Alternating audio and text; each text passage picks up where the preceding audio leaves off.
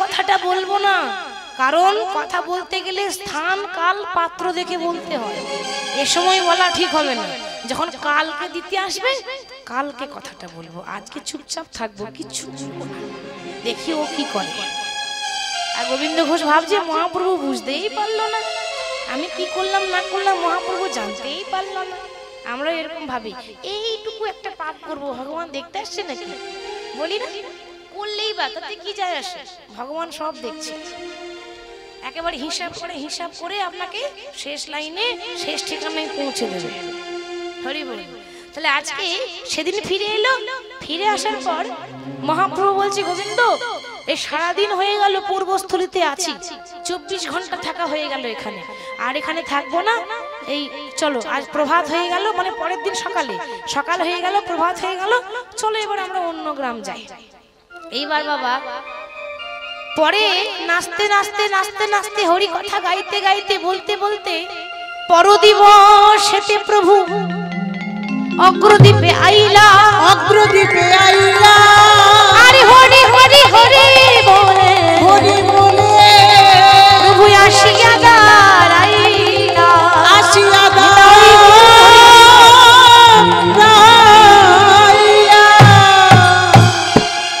ওমা মহাপ্রভু নাচতে নাচতে পরদিবসেতে প্রভু কোথায় এলো মা?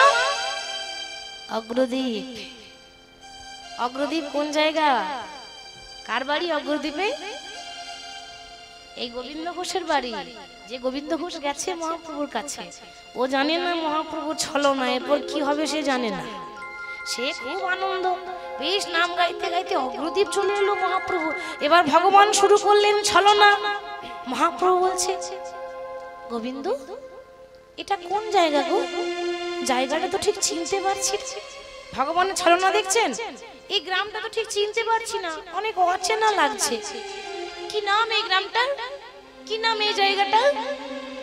গোবিন্দ ঘোষ বলছে দয়াময় তুমি আমার গ্রামটা চিনতে পারলে না দয়াময়? এটা তো অগ্রদ্বীপ, এই গ্রাম থেকেই তো তোমার কাছে আমি এত দূর গিয়েছিলাম।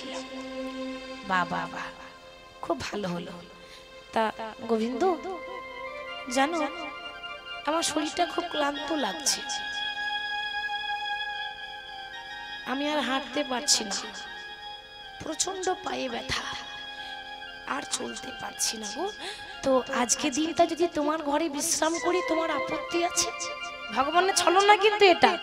আপনারা একবার মনে মনে ভেবে দেখুন, যিনি ভগবান বিশ্বের স্রষ্টা মালিক, বিশ্ব ব্রহ্মাণ্ডের মাতা পিতা জগতের মালিক, যিনি আমাদেরকে নিজের আঙ্গুলে সুতোর মতো পুতুলের মতো নাচাচ্ছে, সুতো ধরে, তার পায়ে ব্যথা হয়, এটা বিশ্বাস হয়? ভগবানের পায়ে ব্যথা হবে? হতেই পারে না, এটা ছলনা। তো আজকে দিনটা যদি তোমার ঘরে থাকি আপত্তি আছে? আপত্তি? আরে ভগবানের দেখা পায় কজন? শাস্ত্রে এমনিতেই বর্ণনা আছে বাবা, অনেক সৌভাগ্যের ফলে বৈষ্ণব আসিয়া মিলে গৃহে হয় বৈষ্ণব সেবা। যাদের ভাগ্যের জোর আছে তাদের ঘরে বৈষ্ণবের পায়ের ধুলো পড়ে, সবার ঘরে পড়ে না। ভালো কর্ম করতে হয় তবে ঘরেই বৈষ্ণবের চরণ ধুলো পড়ে। হরি বল। তাহলে প্রভু এ তো আমার পরম সৌভাগ্য, আমার ঘরে এত ভক্ত আসবে, আবার তুমি আসবে, আপত্তি? হতেই পারে না। আপত্তি কিসের আপত্তি? যা করতে হয় করব, আজকে দিনটা আমার ইচ্ছা তুমি আমার ঘরেই বিশ্রাম করো। মহাপ্রভু বলতে দেখো গোবিন্দ বিশ্রাম করব, তা আমি নয় এখানে নাম করতে করতে আমার দিন পেরিয়ে যাবে, কিন্তু আমার ভক্তরা তাদের পেট মানবে? এই অন্নগত প্রাণ বাবা, যা করি পেটের জন্য, কি তাই তো? তারা সারাদিন পারবে না খেয়ে থাকতে? তাহলে জগতে দুটো সেবা ব্যবস্থা না রাখলে কেউ আসবে না, একটা এই সেবা, একটা নাম সেবা। কি বাবা ঠিক তো? যেখানে দেখবেন হরিবাসর হয়, গ্রামের 24 পর হয়, তো দেখবেন ওই 4 দিনের মধ্যে হয়তো একদিন দেখবেন ভক্তদের সেবার ব্যবস্থা থাকে, থাকে না? থাকে তো? হ্যাঁ, একদিনও ওই দেখবেন কুঞ্জবিলাসের দিনে হয়, ভক্তদের সেবার ব্যবস্থা থাকে। তো নাম সেবা আর এই সেবা দুটোই রাখতে হবে, তবে মানুষ আসবে। এই সেবাটা চাই, মানুষের পেট মানবে না। তাহলে আমি না হয় নাম করতে করতে আমি নামের সুধা পান করব, ভক্তরা না খেয়ে থাকবে। যাও তো আজকে তুমি তোমার গ্রামে ভিক্ষা করো বাবা। এবার দেখুন এই জীবনে কোনোদিন 1 টাকার জন্য কারো কাছে হাত পাতেনি, আজকে খুব লজ্জা লাগছে। কেন? বাইরে ভিক্ষা করি কেউ দেখতে পায় না, আর গ্রামে ভিক্ষা করবো মানে কতটা মান সম্মান যাবে। ও প্রভু ভিক্ষা করতে হবে, হ্যাঁ তা কি করবে, তাছাড়া পাবে কোথায়? আমরা সন্ন্যাসী মানুষ, আমাদের কাছে টাকা পয়সা আছে যে রান্নার ব্যবস্থা আনবো? শোনো, যাও অগ্রদ্বীপে ভিক্ষা করে নিয়ে এসো। আজকে গোবিন্দ ঘোষ দেখুন বাবা, গ্রামে গ্রামে অগ্রদ্বীপে ঘরে ঘরে ভিক্ষা করে নিয়ে এসেছে। ভিক্ষা করে এনে আগের দিনের মতো আবার সব ভক্তের সেবা দিয়েছে। সেবা দেওয়ার পর আবার মহাপ্রভু সেবা দিয়েছে। সেবা করার পর কি হলো? সেবা হয়ে গেল, মহাপ্রভু আবার হাতটা বাড়িয়ে দিল। আগের দিন যেমন করেছিল, সেবা হয়ে গেছে, হাত বাড়িয়ে দিয়েছে। কি হলো প্রভু, হাত বাড়ালে কেন জানো না? মুখশুদ্ধিটা আমার দাও, কতবার বলবো তোমাকে। বাবা গোবিন্দ ঘোষ না একেবারে ভাবে গত ভাবছে আমার মতো বাহাদুরি কাজ আর কেউ করে না, আমার মতো বুদ্ধি আছে কজনা। আমি তো জানতাম প্রভু তোমার মুখশুদ্ধি লাগবে, তো আমি তো জানি লাগবে, ওই জন্য কাল থেকে রেখে দিয়েছি। মুখশুদ্ধি নেবে তো একটুখানি দাঁড়া।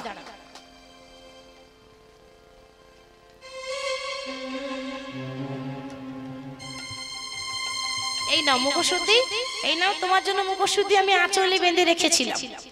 গোবিন্দ ঘোষ দাঁড়াও, কাল যখন তোমার কাছে মুখশুদ্ধি চাইলাম, তুমি 3 ক্রোশ দূরে গিয়ে গ্রামে হেঁটে হেঁটে এই রৌদ্রের তাপে খালি পায়ে হেঁটে হেঁটে কষ্ট করে আমার জন্য একটা হরিদকি এনে দিয়েছিলে। আজ যখন চাইছি তুমি এত তাড়াতাড়ি পেলে কোথায়? আগে উত্তর দাও, তারপর আমাকে হরিদকি দেবে। গোবিন্দ ঘোষ বলছে, দয়াময় আমি তো জানতাম, তাই আমি না কালকে 2টো হরিদকি নিয়েছিলাম, একটা তোমায় দিয়েছিলাম আর একটা আমি আমার আঁচলে বেঁধে রেখেছিলাম। প্রভু ভালো করি, ও প্রভু বলো না গো, ভালো করিনি? চমৎকার চমৎকার, আমি যা আশা করেছিলাম তার থেকেও বেশি ভালো কাজ করেছো তুমি। কেন প্রভু এরকম কথা কেন বলছো?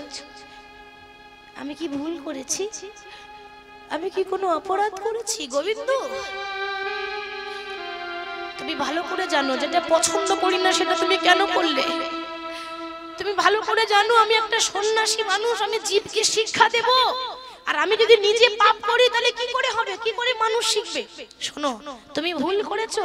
কেন না, সন্ন্যাসীর নই কভু সঞ্চয় বাসনা, সঞ্চয় বাসনা, সন্ন্যাসীর নই কভু সঞ্চয় বাসনা, সঞ্চয় বাসনা, সন্ন্যাসীর নই কভু সঞ্চয় বাসনা, সঞ্চয়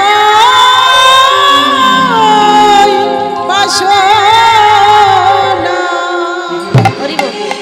শোনো আজকে তুমি যে পাপ করেছো, ভুলের ক্ষমা করা যায় কিন্তু মা পাপের ক্ষমা করা যায় না, বৈষ্ণব অপরাধের ক্ষমা করা যায় না।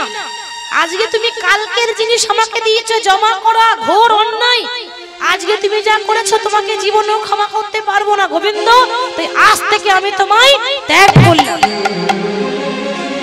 আজ থেকে জীবনেও তুমি আমার কাছে আসবে না, আজ থেকে আমি তোমাকে ছেড়ে চলে যাচ্ছি। বাবা গৌর হরি এরকম কেন করলো? এত ভালোবাসতো, তাকে এরকম কেন করলো? কেন জানেন? ওই যে বললাম নিজে আচরণ না করলে জগৎ শিখবে না। ভক্তকে উচিত শিক্ষা দেওয়ার জন্য যে লোভেই পাপ, পাপেই মৃত্যু, একটা সন্ন্যাসীর সঙ্গ করতে গেলে লোভ করলে হবে না, আর তা নইলে তুমি সংসার করো, দুটোর মধ্যে একটা করো। কেন জমা কারা করে বাবা? যারা সন্ন্যাসী মানুষ তারা জমা করে না, যারা সংসারী মানুষ তারা ভাবে, যেমন আমরা ভাবি যে আজ যদি আমি টাকা জমা না করি তাহলে আমি কাল খাবো কি? ঠিক তো মা, বয়স হয়ে যাবে তখন তো বসে বসে খেতে হবে, তাহলে এখন থেকে জমা করতে হবে, এগুলো আমরা ভাববো। সাধুরা নয়, সন্ন্যাসীরা নয়। তুমি ঘোর অপরাধ করেছো। সংসার করার যখন এত ইচ্ছা যাও সংসারের ছেলে সংসারে ফিরে যাও, আজ থেকে আমি তোমায় ত্যাগ করে চলে গেলাম। মহাপ্রভু ছেড়ে দিয়ে চলে যাচ্ছে, আর পেছন পেছন এই গোবিন্দ ঘোষ মহাপ্রভু পেছন পেছন ছুটছে। গৌর হরি, গৌর হরি, চলে যেও না, একটু দাঁড়াও। তুমি আমাকে ছেড়ে চলে যাওয়ার আগে একটু দাঁড়াও, আমাকে শেষ কথা বলতে দাও। প্রভু আমি জানি আমি জমা করেছি, কাল থেকে জমা করে আঁচলে বেঁধে রেখেছি। প্রভু বলতে পারো আমি কি নিজে খাওয়ার জন্য রেখেছিলাম? গোবিন্দ ঘোষ বলছিল, দয়াময়, কেউ যখন কোনো কিছু লুকিয়ে রাখে নিজে খাবো বলে লুকিয়ে লুকিয়ে, সেটা স্বার্থ হয়, তাই না? সেটা স্বার্থ হয়। আমি যদি হরিতকিটা নিজে খাওয়ার জন্য লুকিয়ে রাখতাম, তুমি আমায় স্বার্থপর বলতে। আমি জমা করেছি, আমি ভুল করেছি, আমি স্বীকার করছি আমার ভুল হয়েছে, আমার অন্যায় হয়েছে, কিন্তু আমি নিজের জন্য করিনি, করেছিলাম তোমার জন্য। দয়াময়, তুমি যখন আমাকে এতটুকু ভুলের জন্য ক্ষমা করতে পারলে না, যাও, চলে যাও তুমি। আমি এমন মানুষের সঙ্গ করতে চাই না যে আমাকে একটা ভুলের জন্য ক্ষমা করতে পারবে না। তবে আমি গোবিন্দ ঘোষ আজকে অগ্রদ্বীপ গ্রামে, অগ্রদ্বীপ মাটিতে দাঁড়িয়ে প্রতিজ্ঞা করলাম, এতদিন তোমার সঙ্গে থেকেছি গৌর হরি, আমার ভক্তি যদি খাঁটি হয়, আমার ভালোবাসা যদি খাঁটি হয়, আমি কোনোদিন তোমার কাছে যাব না। এক পক্ষকাল 15 দিনের মধ্যে তোমাকে আমার কাছে ঘুরে আসতে হবে। এটা হয়েছিল মা, ভগবানের লীলা কত সুন্দর দেখুন। 15 দিনের মধ্যে তুমি থাকতে পারবে না, তুমি নিজে আসবে, এটা আমার প্রতিজ্ঞা। বাবা প্রতিজ্ঞা করছে, আর মহাপ্রভু তো ছেড়ে চলে গেল, অঝোর ঝরে কাঁদছে। অঝোর ঝরে যখন কাঁদছে, এই গ্রামবাসীরা কি করলো না, গোবিন্দ ঘোষের হাতে ধরে তার ঘর পর্যন্ত পৌঁছে দিল। কিন্তু মা, ঘর পর্যন্ত পৌঁছে দিলে কি হবে? ঘরে আর মন বসছে না। এতদিন ভগবানের সঙ্গে ছিল তো, খেতে যাই গৌরের কথা মনে পড়ে যায়, ঘুমাতে যায় গৌর হরির কথা মনে পড়ে যায়। যে একবার গৌর রূপে নয়ন দিয়েছে, তার আর সংসার ভালো লাগবে না মা। সবসময় মনে হবে নিতাই গৌরের মুখটাই দেখি বসে বসে। হরি বল। মনে মনে কাঁদছে আর বলছে, গৌর আমি যখন বেঁচে থাকতে তোমার সেবায় লাগতে পারলাম না, আর বেঁচে থেকে লাভ নেই, আমি আজকে গঙ্গাতে ঝাঁপ দিয়ে আমার প্রাণ ত্যাগ করব। গঙ্গায় যাচ্ছে ঝাঁপ দিতে বাবা, কিন্তু হরি বল রাখে হরি, তাহলে মারে কে? কেউ মারতে পারবে? হরি বল বাবা, যেই না গঙ্গাতে ঝাঁপ দিতে যাবে, ভগবান এটা সহ্য করতে পারবে যে আমার ভক্ত মারা যাক? চাইবে না, কোনোদিন চাইবে না। গঙ্গার ওই পারে মহাপ্রভু ছিল, একটা কোষ্ঠী পাথর, একটা কালো পাথর জলে ভাসিয়ে দিয়েছে। গোবিন্দ ঘোষ কোষ্ঠী পাথর চেনে না, পুরা কাঠ মনে করে তুলে ওই নোংরাতে ফেলে দিয়েছে, বুঝতে পারলো না যে ওটা কোষ্ঠী পাথর। আবার যখন ঝাঁপ দিতে যাবে, সঙ্গে সঙ্গে দৈববাণী হচ্ছে, গোবিন্দ আত্মহত্যা মহাপাপ, যারা আত্মহত্যা করে মরে তাদের নরকেও নাকি ঠাঁই হয় না। ভগবান এত সুন্দর জীবন দিয়েছে, ভগবানই জীবনটা নেবে, তুমি কেন জীবনটা ত্যাগ করছো? ফিরে যাও। আর যেটা পোড়া কাঠ মনে করে ফেলে দিলে, ওটা কোষ্ঠী পাথর, ওটা বুকে জড়িয়ে নিয়ে যাও, দেখবে কিছুদিন পরে তোমার প্রভু তোমার কাছে ফিরে আসবে। ফিরে যখন এসেছে বাবা, 14 দিন পেরিয়ে গেল, যেই না 15 দিন এসেছে, মহাপ্রভু নিজেই থাকতে পারলো না। দেখেছেন, ভক্তের ভক্তি যদি খাঁটি হয়, তাহলে আপনাকে যেতে হবে না, ভগবান নিজে আসবে আপনার কাছে।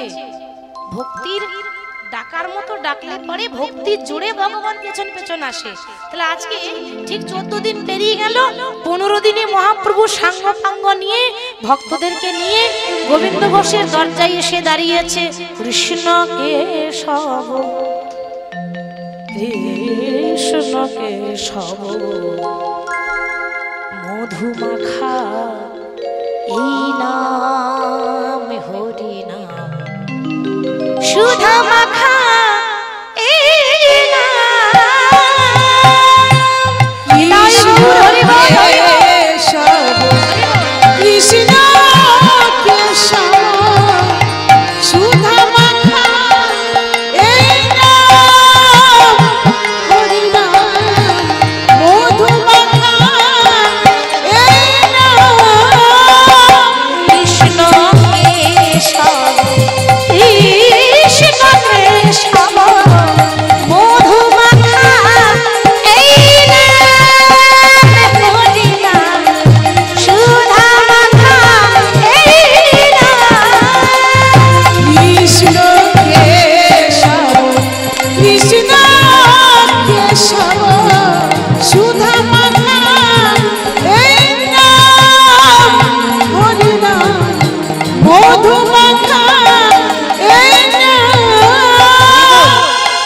জপরে জপরে জপরে মনে রসনা জপরে জপরে জপরে রসনা জপরে জপরে জপরে রসনা জপরে জপরে জপরে রসনা সুধা মাখা এই নামে হরি নাম মধু মাখা এই নাম কৃষ্ণ তুলসী মায়েরা হরি হরি কৃষ্ণ কেশব সুধা মাখা এই নাম হরি নাম মধু মাখা এই নাম এই নাম জপরে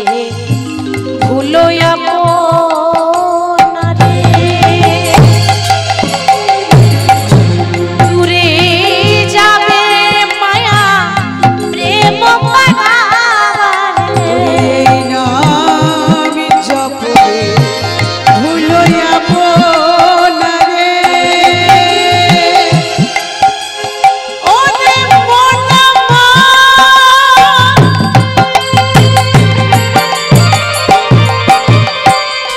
মনে প্রাণ দেহ যৌবন কলসির মা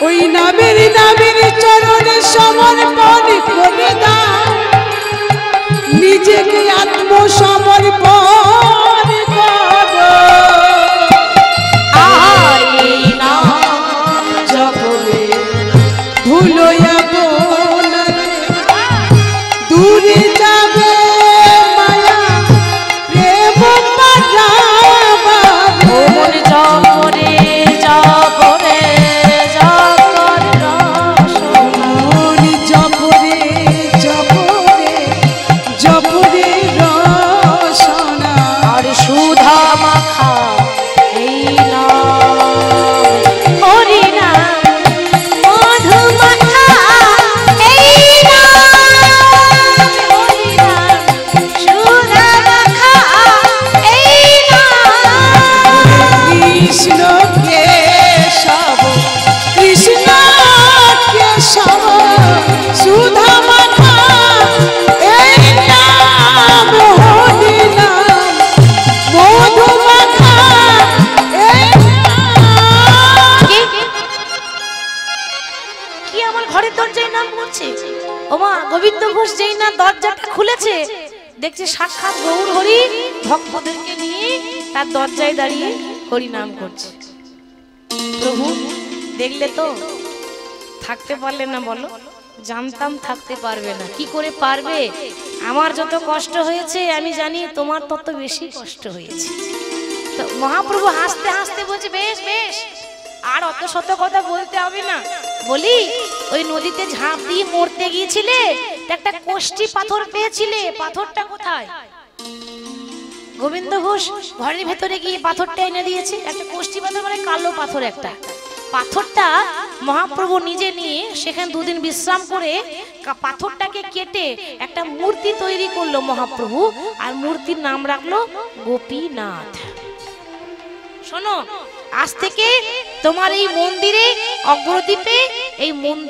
এই মূর্তিটাকে মন্দিরে স্থাপন করে গেলাম আজ থেকে অগ্রদ্বীপে গোপীনাথ রেখে গেলাম অগ্রদ্বীপে গোপীনাথ যেই না স্থাপন করে যাচ্ছে বলছে শোনো গোবিন্দ আমি যে কাজের জন্য এসেছিলাম কাজটা আমার হয়ে গেছে এবার তুমি আমাকে বিদায় দাও বিদায় দেব তার মানে তুমি আবার চলে যাবে শোনো আমি সন্ন্যাসী কারোর ঘরে থাকতে পারবো না আমার নিয়ম নেই এটা এটা আমার নিয়ম নেই কারো ঘরে থাকবো খাবো ওই ভোগ বিলাস করবো ওই কি বলবো প্রত্যেকটা সুখ যেমন আমরা ভালো খাই ভালো করি এসব কোনো কিছু সন্ন্যাসীদের নিয়ম নয় আমি থাকতে পারবো না অত বিলাসিতা আমার চলবে না আমি চলে যাচ্ছি আমাকে বিদায় দাও কিন্তু যাবে কোথায় কোথায় যাবে শুনবো তাহলে শোনো ভালো করে শুনে নাও আমার জীবনে একটাই উদ্দেশ্য কোথায় যাবে মা আমার মন মানে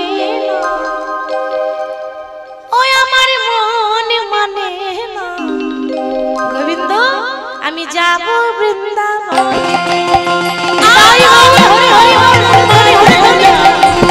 যাব বৃন্দাবনে মনে মনে যাব বৃন্দাবনে।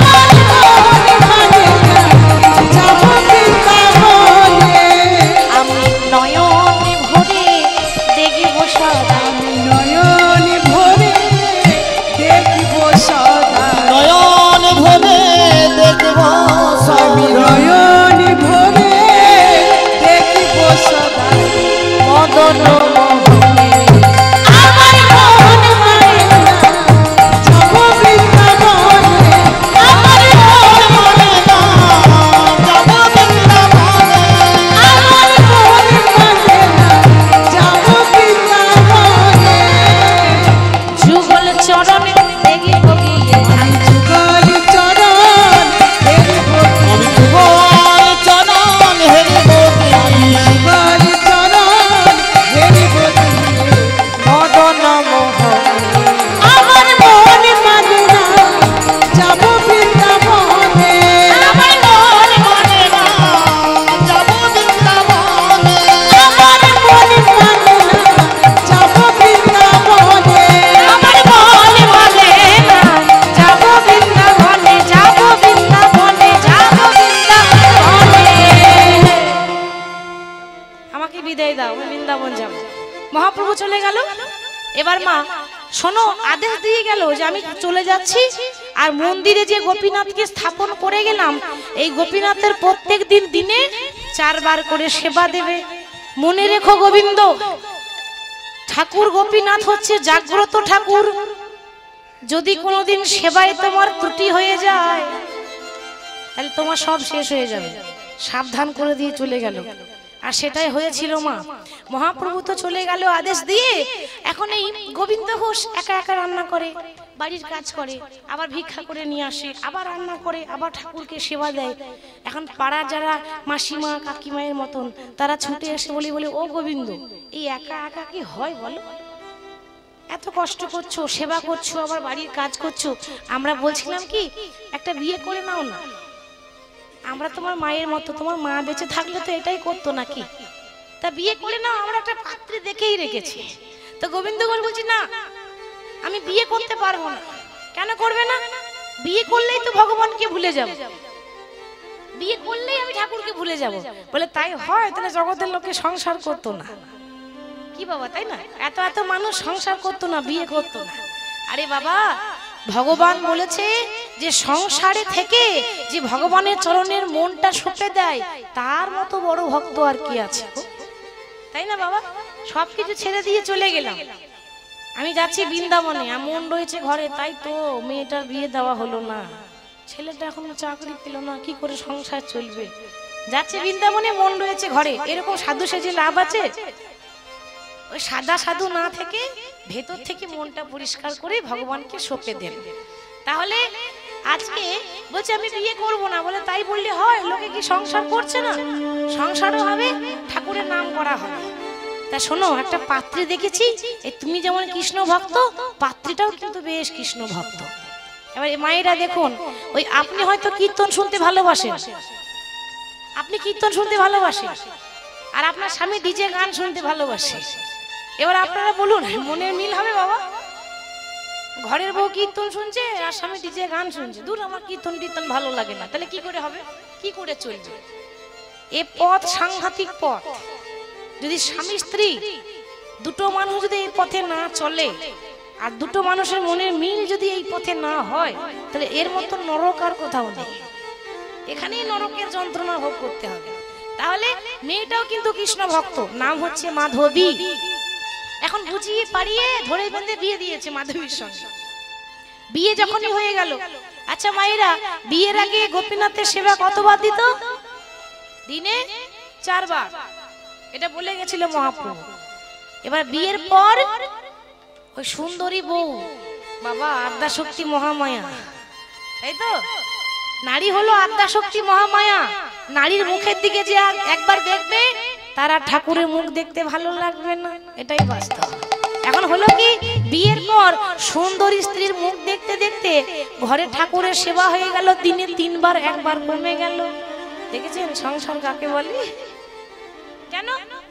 আহা, তা আমি যদি সব সময়টা ঠাকুরকে দিই তাহলে বউকে কখন দেব? ও রাগ করে পালিয়ে যাবে না? ওকেও তো একটু সময় দিতে হবে।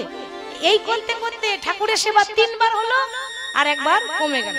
কিছুদিন পর তাদের ঘরে একটা সন্তান এলো, আর সন্তানকে কোলে নিয়ে সন্তানের বদনটা যেই না দেখেছে অমনি ঘরে ঠাকুরের সেবা হয়ে গেল দিনে 2 বার, 2 বার কমে গেল। দেখেছেন মা, সেবা বাড়ছে না কমছে? এবার সেবায় ত্রুটি হচ্ছে না? হরি বল, হরি বল। সেবায় ত্রুটি হচ্ছে তো মাধবী বলছে, স্বামী আমাদের ঘরে যে পুত্র সন্তান হয়েছে, না বলো না স্বামী, পুত্রের নাম কি রাখবে? ছেলে হয়েছে, ছেলের নাম কি রাখবে? নাম তো আমি ভেবেই রেখেছি। আমি আমার ছেলের নাম রাখলাম গোপীনাথ। গোপীনাথ, সে তো ঘরে ঠাকুরের নাম, আবার ছেলের নামও গোপীনাথ। হ্যাঁ, আমি জানবো আজ থেকে আমার 2টো ছেলে আছে, কিন্তু বাবা বলা সহজ, করা অত সহজ নয়। কত সুন্দর বলে দিল, আজ থেকে আমার 2টো ছেলে, একটা মন্দিরের গোপীনাথ আর একটা আমার কোলের গোপীনাথ। আর এই গোপীনাথকে দেখতে দেখতে সেবায় যখন ত্রুটি হচ্ছে, তখন গোপীনাথ মনে মনে ভাবছে, বাহ, যখন তোমার কেউ ছিল না, ছিলাম তখন আমি, এখন তোমার সব হয়েছি আর পর হয়ে গেলাম আমি। তখন কি বলতো গো, তোমাকে ছাড়া থাকতে পারবো না, আমাকে সঙ্গে করে গৌর নিয়ে চলো, কি বলতো তো। এখন কি হলো, সেই গৌরকে ভুলে গেল। এই হলো সংসার, একেই বলে সংসার। তা যখন ভুলে গেল, তা ভক্ত ভুল করতে পারে, ভগবান তো ভুল করতে পারে না। তুমি মায়ায় পড়ে আমায় ভুলে গেছো ভক্ত, কিন্তু আমি তোমাকে সেই মায়া থেকে উদ্ধার করব, কেননা যাহা কৃষ্ণ তাহা নাই মায়ার অধিকার। যদি মায়ায় পড়ে থাকেন তাহলে আর ভগবানের ভজনের সাধন হবে না। তাহলে আর ভগবানের ভজন সাধন হবে না। ভগবানের কি লীলা দেখুন, এই কি প্রভুর লীলা। কি হয়েছে, বহুদিন পর, অনেক দিন পর হঠাৎ গোবিন্দ ঘোষ ভিক্ষা করতে গেছে। গোবিন্দ ঘোষ যখন ভিক্ষা করতে গেছে, মাধবী বলেছিল, স্বামী গো তাড়াতাড়ি ফিরে এসো, আমি দরজায় দাঁড়িয়ে তোমার জন্য অপেক্ষা করলাম। মা, অপেক্ষাটা অপেক্ষায় রয়ে গেল কেন? ভগবানের লীলা দেখুন। গোবিন্দ ঘোষ ভিক্ষা করে ফিরে এসে যখনই মাধবীকে ডাকছে, মাধবী আর সাড়া দিচ্ছে না। বারবার ডাকছে, মাধবী কোথায় তুমি? এই তো তুমি বললে তুমি না আমার জন্য অপেক্ষা করবে, তোমায় দেখতে পাচ্ছি না কেন মাধবী, কথা বলো। এ কি, কোথায় গেল মাধবী? ঘরে কোথাও নেই মাধবী। আমার মনে হয় মাধবী মন্দিরে আছে। ঠাকুর ঘরে দেখি তো। বাবা, যেই না ঠাকুর ঘরে গেছে না, দেখছে মাধবী ভগবানের চরণে লুটিয়ে পড়ে আছে। পড়ে নেই, শেষ নিঃশ্বাস ত্যাগ করেছে। গোবিন্দ ঘোষ সেটা বুঝতে পারছে না। দেখছে মাধবী পড়ে আছে। ও মাধবী, আর কত প্রণাম করবে গো? আর এত প্রণাম করতে হবে না, উঠে এসো, কত বেলা হয়ে গেল, রান্না করতে হবে না? আর এখন তুমি গড়াগড়ি দিচ্ছ ঠাকুরের চরণে। মাধবী আর সাড়া দিচ্ছে না। কি করে সাড়া দেবে মা? যে চলে যায় সে আর সাড়া দেয় না। আপনি যতই জড়িয়ে ধরে কাঁদুন আর যতই চিৎকার করুন, যতই ডাকুন, যে চলে যাবে সে আর ফিরে আসবে না। মাধবী যখন সাড়া দিচ্ছে না, মাধবীর অঙ্গে স্পর্শ করেছে, দেখছে অঙ্গ শীতল। মানুষ যখন মারা যায় তো সারা শরীর ঠান্ডা হয়ে যায়, নিঃশ্বাস বন্ধ হয়ে যায়। যখনই দেখছে মাধবীর নিঃশ্বাস বন্ধ হয়ে গেছে, সারা অঙ্গ শীতল হয়ে গেছে, চিৎকার করে বলে উঠল, মাধবী! এ কি করলে মাধবী? কেমন মায়ায় পড়ে আছে দেখুন। যখন তোমাকে বিয়ে করে নিয়ে এসেছিলাম, তুমি না আমায় বলেছিলে, স্বামী আমি তোমার অর্ধাঙ্গিনী, কথা দিলাম সারা জীবন তোমার পাশে থাকবো। বলি না বিয়ের সময় 7 পাকে ঘোরে আর কত কথা দিতে বলে বাবা, কত কথা দেয়। আমি কথা দিচ্ছি তুমি যদি খেয়ে খাও আমি খাবো, তুমি যদি না খাও আমি না খেয়ে থাকবো। তুমি যদি গাছতলায় আমাকে রাখো আমি তোমার কাছে গাছতলায় থাকবো, তবু জীবনে তোমার হাতটা ছাড়বো না।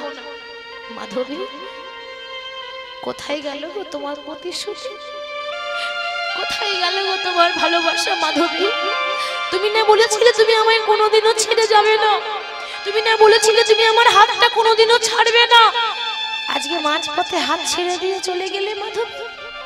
না না, যত দোষ আমার ভাগ্যে, যত দোষ আমার দুর্ভাগ্য, কেন ওই গোপীনাথ আমার কাছ থেকে তোমাকে ছিনিয়ে নিয়েছে। গোপীনাথ বলতে পারো কি অপরাধ করেছিলাম যে তুমি আমার কাছ থেকে আমার স্ত্রীকে কেড়ে নিলে?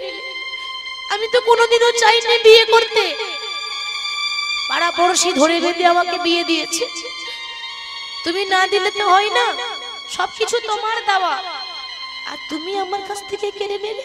পাড়ার লোকে বোঝাচ্ছে গোবিন্দ কেঁদো না কেঁদো না, যার যখন সময় আসে মা তাকে তখন যেতে হবে, কাঁদলেও আর ফিরবে না। শোনো ওইভাবে কাঁদলে ছেলেটা যে আরো কাঁদবে, ছোট ছেলে 5 বছরের ছেলে। এক কাজ করো, তোমার স্ত্রী মারা গেছে জানি, এই দুঃখ কখনো ঘুচবে না, কিন্তু তুমি তোমার ছেলে গোপীনাথ, ওই 5 বছরের খোকা গোপীনাথ, ওকে কোলে করে নিয়ে মানুষ করো। ওই ছেলের মুখটা দেখলে তুমি তোমার স্ত্রীর কথা ভুলে যাবে। বাবা স্ত্রী মারা গেছে এখনো 1 মাস হলো না, 1 মাসও হলো না, স্ত্রী মারা যাওয়ার 1 মাসও হলো না, 1 মাসের ভেতরেই ওই ছোট্ট 5 বছরের ছেলে বলছে বাবা, ও বাবা, বাবা গো বলো না বাবা, এ জগতে সবারই মা আছে, আমার মা নেই কেন? ওরে তোর মা পরলোকে গেছে। পরলোক সেটা কোন দিকে বাবা বলো না, কোন রাস্তায় গেলে পরলোকে যাওয়া যায়? আমি সেই রাস্তাতে যাব। ওরে চুপ কর, তুই সেখানে যেতে পারবি না খোকা। কেন না, মানুষ যখন মারা যায় তখনই পরলোকে যায়। বাবা ছোট্ট ছেলে ঠাকুর ঘরে ছুটতে ছুটতে গিয়ে বলছে বাবা তুমি বলবে না? আমি তাহলে ঠাকুর গোপীনাথকে জিজ্ঞাসা করব যে সে আমার মাকে কোথায় রেখেছে। ছুটতে ছুটতে গোপীনাথের চরণে লুটিয়ে পড়েছে। গোপীনাথ বলতে পারো কোথায় আমার মা? সবারই মা আছে, আমার মা কোথায়? যখনই বলেছে বাবা ভগবানের কি লীলা দেখুন, কথা বলতে বলতে ছেলের মুখ থেকে ঝরঝর করে রক্ত পড়ছে। ওইটুকু ছেলে 5 বছরের ছেলে, কোনো রোগ জ্বালা নেই, অথচ কথা বলতে বলতে মুখ থেকে রক্ত উঠছে। মা মা মা বলে কাঁদতে কাঁদতে গোপীনাথের চরণে শেষ নিঃশ্বাস ত্যাগ করে। 1 মাস আগে স্ত্রী মারা গেল, 1 মাস পর ছেলে মারা গেল। একবার ভাবুন সেই মানুষটার দশাটা কেমন হয় বাবা। সেও তো আমাদের মতো মানুষ। 1 মাস আগে স্ত্রী মারা যাচ্ছে, 1 মাস পর ছেলে মারা যাচ্ছে, সেই মানুষটার বুকটা কি হয়? অন্তরটা জ্বলে পুড়ে ছাই হয়ে গেল। চিৎকার করে অভিমান করে বলে উঠল গোপীনাথ। ভক্তদেরকে কাঁদাতে তোমার বড্ড ভালো লাগে তাই না? জানি জানি, আমি যত কাঁদি তোমার তত আনন্দ হয়, আমার চোখে যত জল পড়ে তুমি তত সুখ পাও। তুমি ভগবান না, তুমি পাথর। তুমি যদি ভগবান হতে তাহলে আমার কাছ থেকে সব কিছু কেড়ে নিতে না দয়াময়। তুমি পাথর, শুনে রাখো, তুমি যদি এত পাষাণ হতে পারো আমি তার থেকে দ্বিগুণ পাষাণ হব। তুমি যখন আমার কাছ থেকে সবকিছু কেড়ে নিয়েছো, আমি গোবিন্দ ঘোষ অগ্রদ্বীপে দাঁড়িয়ে প্রতিজ্ঞা করলাম আজ থেকে তোমার নাম করা বন্ধ, আজ থেকে তোমার পুজো করা বন্ধ, আজ থেকে তোমার মন্দিরে দরজা বন্ধ। রাগ করেছে কার উপরে? ঠাকুরের উপরে। আচ্ছা বলুন তো মা, কেউ কার উপর রাগ করে বলুন তো? আপনি কাকে বেশি রাগ দেখান? যাকে বেশি ভালোবাসেন তার উপরে যত রাগ, তাই না? এই অন্য কাউকে কিছু বলতে পারবে না। যাকে বেশি ভালোবাসে যত দেখবেন ঝগড়া রাগ ওই তার সঙ্গে হবে, হবে তো? তাহলে আজকে ভগবানের সঙ্গে অভিমান আমাদের হয় না? দেখবেন কোনো কিছু যখন বিপদ হয় আমাদের কাছ থেকে ঠাকুর কেড়ে নেয়, তখন আমরা বলি না তুমি ভগবান, তুমি ভগবান নও, তুমি ভগবান হলে কি আমার এত বড় দুর্ভাগ্য হতো। আমরা রাগ করে বলি মা হরি বলি। ভগবানের এটা পরীক্ষা। তো ছেলের সমাধি দিয়ে এসেছে আর 4 দিন হয়ে গেল কিছু খাইনি। ঠাকুরের মন্দিরের দরজা বন্ধ, ঠাকুরের নাম করা বন্ধ, ঠাকুরের সেবা দেওয়া পুরোপুরি বন্ধ। 4 দিন হয়ে গেল মন্দিরের দরজা বন্ধ আছে। ঠাকুরের সেবা করেনি আর গোবিন্দ ঘোষের সেবা করেনি, বিছানায় পড়ে আছে। মানে মৃত্যুকাল চলে এলো। মৃত্যুকাল চলে এলো কেন? আসবেই তো। 1 মাস আগে স্ত্রী মারা গেছে, 1 মাস পর ছেলে মারা গেছে, মানুষটার বেঁচে থাকতে পারে? স্ত্রী মারা গেল সেটা সহ্য করলো, এত মায়া ছিল, এত ভালোবাসা ছিল, ভোলা যায়? আবার 1 মাস পর ছেলে মারা গেল, সেটা আর কি সহ্য করা যায়? বাবা বলে ডাকার মতোই একটাই ধন ছিল, সেটাও কেড়ে নিয়েছে। আজকে সে এত দুর্বল, উঠতে পারছে না। বাবা গোবিন্দ ঘোষের দশা, শেষ দশা, এত দুর্বল, বিছানা থেকে উঠতে পারছে না, মুখ দিয়ে আওয়াজ বের হচ্ছে না, বিছানায় পড়ে আছে। 4 দিন হয়ে গেল। ভগবান দেখছে, আহারে ও যখন রাস্তার কাঙাল হয়ে গেল, তাহলে এবার আমাকে যেতে হবে। হরে কৃষ্ণ মা, ঠাকুরের বিচার দেখেছেন? আগে কেড়ে নিল, তারপর এবার দিতে আসছে। মানে দিয়ে ধন দেখে মন, কেড়ে নিতে কতক্ষণ। ভগবান দিতেও জানে, দিতেও টাইম লাগবে না, আর কেড়ে নিতেও টাইম লাগবে না। 1 মুহূর্তে দিয়েছিল, 1 নিমিষে কেড়ে নিল। দেখেছেন? সব তার লীলা, আমাদের হাতে কিছু নেই। ভগবান দেখছে আজ যখন গোবিন্দ ঘোষের শেষ দশা, এবার আমাকে যেতে হবে। ভগবান একটা 5 বছরের বালককে রূপ ধারণ করে এসে ঘরে ঢুকে বলছে, বাবা বাবা বাবা। কে কে আমাকে বাবা বলে? আমাকে বাবা বলে ডাকার মতো তো কেউ নেই। আমার ছোট্ট আদরের ধন, আমার ছোট্ট খোকা, আমার গোপীনাথ ছিল, সব সময় বাবা বাবা বাবা বাবা বাবা। সেও আমাকে ছেড়ে চলে গেছে। তাহলে কে গোপীনাথ? কে আমাকে বাবা বলে ডাকছে? আমার গোপীনাথ তো নেই। বাবা আমি এসেছি, তোমার আরেক গোপীনাথ। ও তুই এসেছিস? আমি বেঁচে আছি না মরে গেছি দেখতে এলি? ভগবানের উপর রাগ করে কথা বলেছে। আমার স্ত্রীকে কেড়ে নিলে তোর শান্তি হলো না? আমার খোকাকে কেড়ে নিলে তোর শান্তি হলো না? ওরে 5 বছরের ছেলে রে, তোর কি ক্ষতি করেছিল রে? ওইটুকু একটা শিশুকে কেড়ে নিলি তুই। এরপর দেখতে এসেছিস যে আমি বেঁচে আছি, আমার দশাটা কেমন হয়েছে। বাবা তুমি আমায় ভুল বুঝলে বাবা। কেন জানো? তোমার যখন ছেলে হয়েছিল, তুমি যখন গোপীনাথ নাম দিয়েছিলে, মনে করে দেখো বাবা, তুমি নিজের মুখে বলেছিলে আজ থেকে আমার 2টো ছেলে। কি গো মা বলে নাই? বলেছিল তো? তাহলে আজকে তুমি একটা বিচার করো বাবা, এ জগতে কারো যদি 2টো ছেলে থাকে, তো একটা ছেলে যদি মারা যায়, আর একটা কি না খেয়ে থাকে? না খেয়ে থাকে? সঠিক বিচার করবেন। আপনার 2টো সন্তান, একটা মারা গেছে আর একটা না খেয়ে আছে, আপনি খেতে দেন না, পড়তে দেন না। তাহলে বাবা তোমার নিজের খোকাটা চলে গেল, ওই আমার কথাটা তো একবারও ভাবলে না? তোমার নিজের গোপীনাথ চলে গেল, তোমার কোলের গোপীনাথ চলে গেল, এই গোপীনাথের কথা ভাবলে? আজকে বাবা ভগবানকে দোষটা দিলে হয় না বাবা। তুমি একবার নিজে ভাবো, তোমার ছেলে যদি হতো, তুমি 4 দিন না খাইয়ে রাখতে পারতে? কি গো মা, পারতো? বিচারটা ঠিক করতে হবে। আজ আমি বলি আমাকে 4 দিন না খাইয়ে রেখে দিলে বাবা, তুমি আমায় ভালোবাসার মতো বাঁচতে পারলে না বাবা। ওরে গোপীনাথ, মায়ার মধ্যে পড়েছিলাম গোপীনাথ, আমার যে বড় ভুল হয়ে গেছে। তুই ঠিক বলেছিস, আমি তোকে ভালোবাসার মতো বাঁচতে পারিনি বাবা। 4 দিন হয়ে গেছে তুমি আমায় কিছু খেতে দাও না, আমাকে কিছু খেতে দাও না, আমার বড্ড খিদে পেয়েছে। দূর হয়ে যা, দূর হয়ে যা আমার চোখের সামনে থেকে। কেন তুই আমাকে বাবা বললি কেন বল? ওর এই পৃথিবীতে যাদের সন্তান আছে, প্রত্যেকটা সন্তান সারা জীবন বাবা মাকে ভাত দেখ বা না দেখ, মরে যাওয়ার পর মুখে আগুনটা তো দেবে। কি গো মা, দেবে না? ভাত না দিয়ে আপনার ছেলে মুখে আগুন তো দেবে। তাহলে আর যদি আমার ছেলে থাকতো, তাহলে আমি মরে গেলে আমার মুখে আগুন দিত, আমার শেষকৃত্য করতো, আমার পিণ্ড দান করতো। ওরে আমার খোকাকে তুই আমার কাছ থেকে কেড়ে নিয়ে এখন বাবা বলে ডাকছিস, তাহলে আমার শেষকৃত্যটা কে করবে? তুই জবাব দিয়ে যা। বাবা এই তোমার চিন্তা? তুমি জানো না কারো যদি সন্তান না থাকে তার আমি আছি, আমাকে ডাকার মতো ডাকলে আমি অবশ্যই আসব। আমি তোমাকে যখন বাবা বলে ডেকেছি, আমি তোমায় কথা দিলাম কোন যুগে ভগবান কারোর জন্য যা করেনি তোমার জন্য করবে।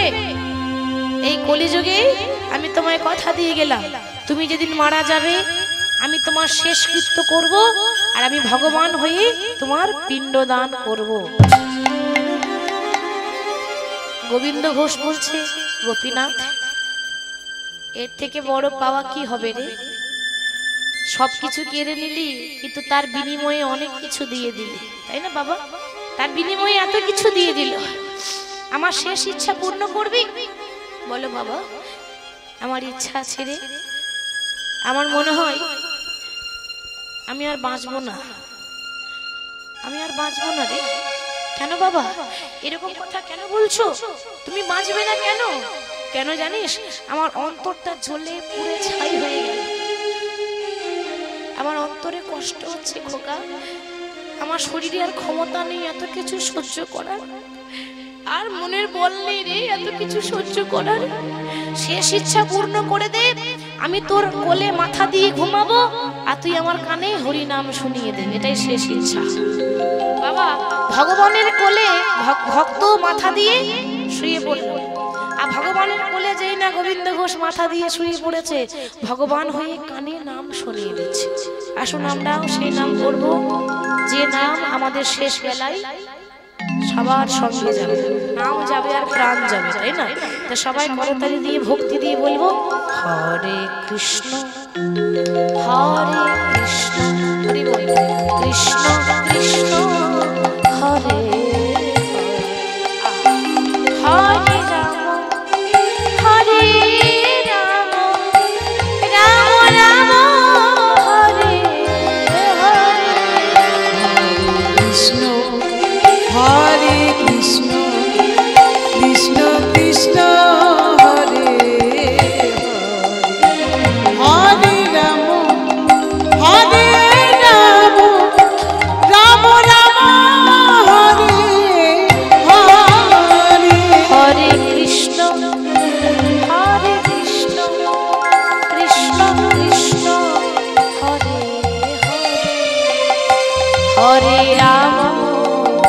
হরে রাম রাম রাম হরে হরে, হরে কৃষ্ণ হরে কৃষ্ণ কৃষ্ণ কৃষ্ণ হরে হরে, হরে রাম রাম রাম হরে হরে, কৃষ্ণ হরে কৃষ্ণ কৃষ্ণ কৃষ্ণ হরে হরে, রাম রাম রাম হরে হরে। একটু ধরে দিয়ে দিলাই গৌর হরি বল হরি বল হরি বল। কৃষ্ণ কৃষ্ণ হরে হরে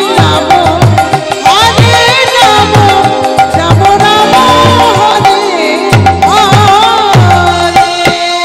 বাবা ভগবান ভক্তের কানে এমন ভাবে নাম শুনিয়ে দিল, ভগবানের কোলে মাথা রেখে গোবিন্দ ঘোষ শেষ নিঃশ্বাস ত্যাগ করল।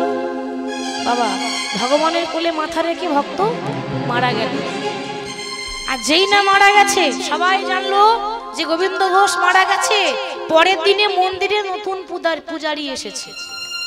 এতদিন গোবিন্দ ঘোষ পূজারি ছিল, আজ গোবিন্দ ঘোষ মারা গেল, কাল নতুন পূজারি। নতুন পূজারি যেই না পরের দিন এসেছে, রাত গভীর রাত্রিবেলায় প্রভু গোপীনাথ ওই পূজারীকে স্বপ্ন দিচ্ছে। ঠাকুর গোপীনাথ ওই নতুন পূজারীকে স্বপ্ন দিচ্ছে, পূজারি মন্দিরের দরজা খুলে দাও। সে কি প্রভু, এত রাত্রে মন্দিরের দরজা খুলবো কেন? শোনো, আমি যে ধুতি পরে আছি রঙিন ধুতি, এটা খুলে দিয়ে আমাকে সাদা ধুতি পরিয়ে দাও। মানুষ সাদা পোশাক কখন পরে?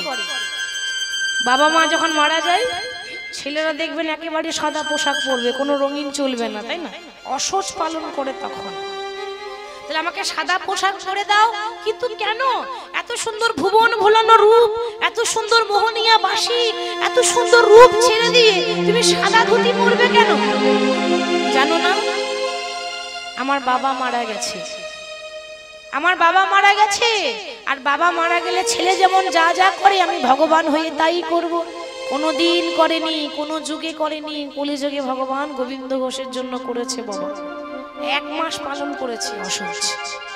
1 মাস পালন করার পর আমরা যেমন ভোজ কাজ করি, ভগবান ওই ব্রাহ্মণকে দিয়ে ভোজ কাজ করিয়েছে। ভগবান তো নিজে এসে করবে না, ব্রাহ্মণকে দিয়ে করাচ্ছে, স্বপ্ন দিচ্ছে ঠাকুর, ব্রাহ্মণকে দিয়ে করাচ্ছে, ভোজ কাজ সম্পন্ন করলো। আর কি কথা দিয়েছিল যে তুমি যেদিন মারা যাবে তোমার পিণ্ডদান করব, বলেনি মা? আজকে সেই কথা ভগবান দিয়েছে। সেই কথার দাম রাখার জন্য ভগবান গঙ্গার তীরে এসে আজকে সাক্ষাৎ গোপীনাথ কাঁদছে। কেন? বাবা মারা গেলে যেমন আমরা কাঁদি ওরকম কাঁদছে। ছোট্ট বালকের উদ্ধারণ করে একদিকে কাঁদছে আর একদিকে হাতে পিণ্ড নিয়ে বাবার পিণ্ড দিচ্ছে।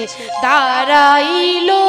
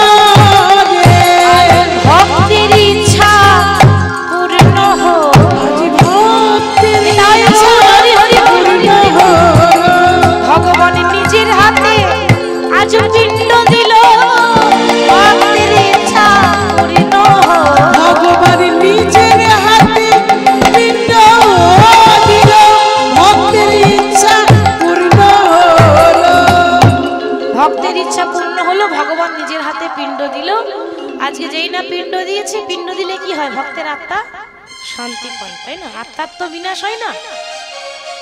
শ্মশানে যখন নিয়ে যাবেন শরীরটা পুড়ে ছাই হয়ে যাবে, আত্মাটা ঘুরে বেড়াবে। ওই আত্মার শান্তির জন্য পিণ্ড দান করতে হয়, এটা নিয়ম আছে।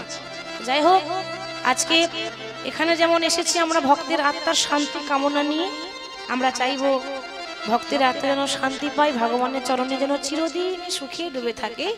আজকে এখানে লীলার মধ্যে ভক্ত যখন চলে গেল, ভক্তের আত্মা বৈকুণ্ঠে গিয়ে পরমাত্মার সঙ্গে মিলন হয়ে গেল।